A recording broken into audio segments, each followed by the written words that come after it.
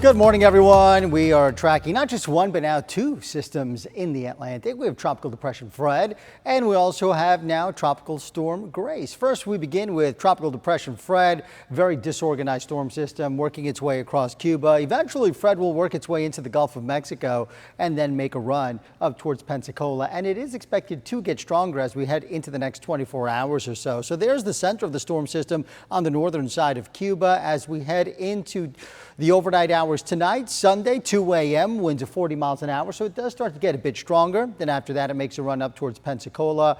Monday, this is Monday afternoon, winds of 60 miles an hour. Then after that, it quickly races inland where it starts to fall apart once it is over land. Computer models in very good agreement. You can see them right there taking it up towards the Florida-Alabama border. And then after that, again, continuing up into the Tennessee River Valley.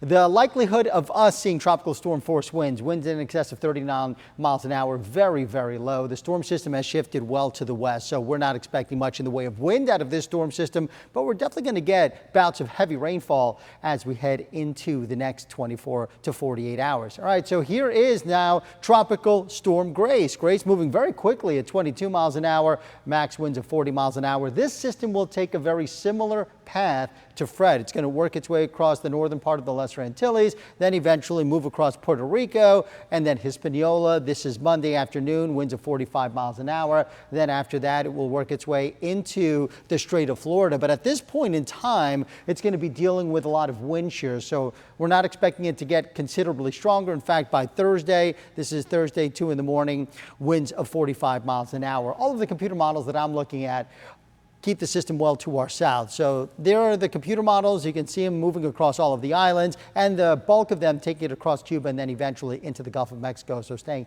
just to our south. Good news there.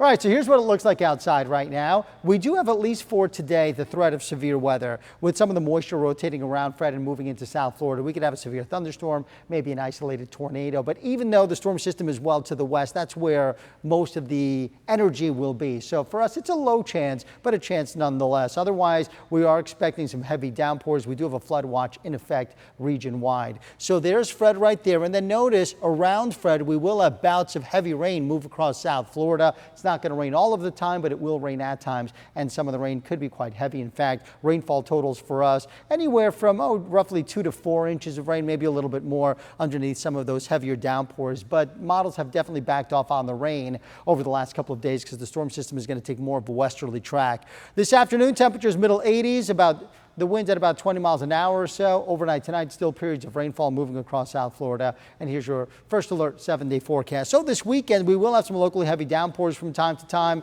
maybe an isolated severe thunderstorm, isolated tornado, something that we'll have to watch throughout the day today. And then by the middle of the week, some of the moisture from Grace could affect us too.